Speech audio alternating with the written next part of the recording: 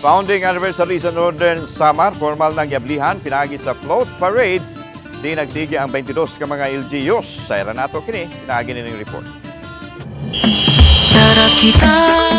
Ubay-ubay nga kalihukan ipahigayon subay sa kasaulugan.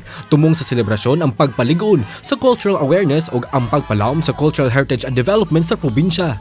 Gibuksan ang selebrasyon nga mulungtad hangtod sa June 19 sa Parade of Color Floats nga gisalmutan sa 24 ka LGU sa Northern Samar. Nalangkat sa lungsod sa Lope de Vega ang grand prize sa panagsangka sa mga float.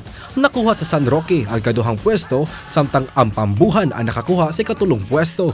Lakip sa Ibida sa probinsya nga abunda sa agri-fishery ug natural resources ang ilang indigenous agricultural ug homegrown products sa ipahigayong agritourism trade fair.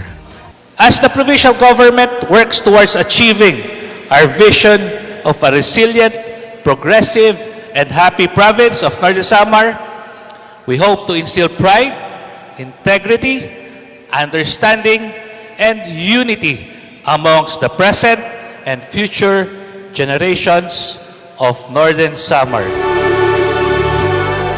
Samtang karong adlaw, formal nga gidisplay ang ilang piling costume sa provincial capital.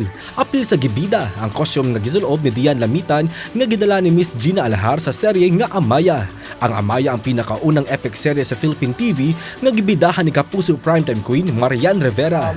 Yung costume ng Amaya, we are actually having the exhibit here in the provincial capital of Northern Samar. It is actually to showcase the rich cultural and historical heritage ng Visayas at of course ng bansa natin.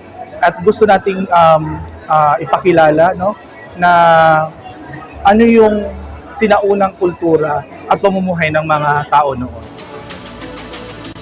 Lakip usab sa gidisplay ang National Costume Competition ni Catriona Gray sa Miss Universe 2018.